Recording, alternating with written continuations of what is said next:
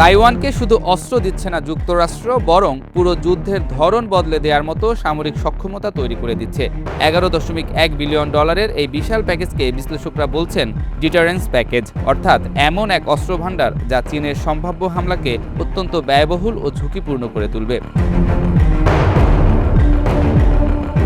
এই প্যাকেজের সবচেয়ে আলোচিত অস্ত্রগুলোর একটি হলো হিমার্স, পুরো নাম high mobility artillery rocket system. দেখতে এটি একটি সামরিক ট্রাকের মতো, কিন্তু এর পেছনে থাকে শক্তিশালী রকেট লঞ্চার। ইউক্রেন যুদ্ধে এই অস্ত্র রাশিয়ার বিরুদ্ধে ব্যাপকভাবে ব্যবহৃত হয়েছে। হিমার্স দ্রুত অবস্থান বদল করতে পারে, দূর থেকে নিখুঁত হামলা চালাতে পারে এবং শত্রুর রাডার এড়িয়ে যেতে পারে। তাইওয়ানের মতো দ্বীপ অঞ্চলে চীনা উপস্থিতি বা সামরিক ঘাঁটিতে দ্রুত আঘাত হানতে ব্যবহৃত হতে পারে।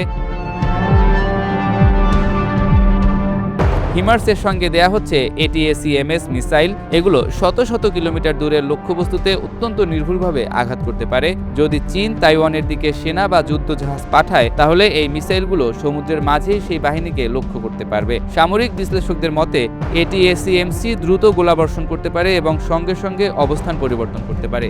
দীর্ঘমেয়াদী স্থলযুদ্ধে এগুলো গুরুত্বপূর্ণ ভূমিকা রাখতে পারে। চীনের সবচেয়ে বড় সামরিক শক্তিগুলোর একটি হলো সমুদ্রপথে সেনা ও ট্যাঙ্ক নামানোর ক্ষমতা।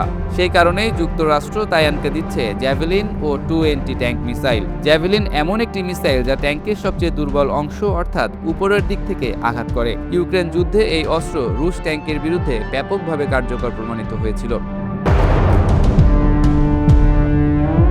আরও ভয়ঙ্কর অস্ত্র হলো সুইসাইড ড্রোন। এই ড্রোনগুলো আকাশে দীর্ঘ সময় ঘুরতে পারে, লক্ষ্য শনাক্ত করতে পারে এবং পরে সরাসরি গিয়ে বিস্ফোরিত হতে পারে। এগুলো বিশেষ করে যুদ্ধজাহাজ, রাডার সিস্টেম বা অবতরণকারী বাহিনী ধ্বংসে ব্যবহার করা হতে পারে। চীনের নৌবাহিনীকে ঠেকাতে দেয়া হচ্ছে harpoon anti-ship missile system upgrade. Harpoon মূলত যুদ্ধজাহাজ ধ্বংসের জন্য তৈরি। সমুদ্রপথে যদি চীন তাইওয়ানে আক্রমণ চালাতে চায়, তাহলে এই মিসাইলগুলো তাদের জাহাজের জন্য বড় হুমকি হয়ে উঠতে পারে। শুধু অস্ত্র নয়, যুক্তরাষ্ট্র তাইওয়ানকে ব্যাটেলফিল্ড নেটওয়ার্কিং এবং মিলিটারি সফটওয়্যার সিস্টেমও দিচ্ছে।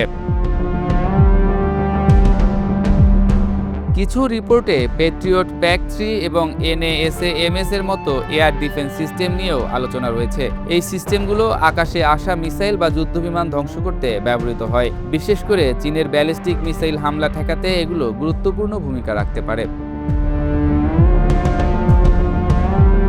সবচেয়ে গুরুত্বপূর্ণ বিষয় হলো যুক্তরাষ্ট্র তাইওয়ানকে বড় ট্র্যাডিশনাল যুদ্ধের জন্য নয়, বরং এসিমেট্রিক ওয়ারফেয়ারের জন্য প্রস্তুত করছে।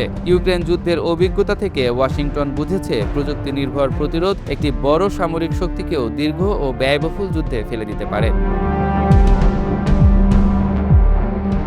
তাইওয়ানের সাথে যুক্তরাষ্ট্রের এই অস্ত্র প্যাকেজ চুক্তি চীনের জন্য একটি কৌশলগত বার্তা। ওয়াশিংটন দেখাতে চাইছে তাইওয়ানের সম্ভাব্য হামলা সহজ হবে না, আর বেইজিংয়ের জন্য সেটিই এখন সবচেয়ে বড় হিসেব।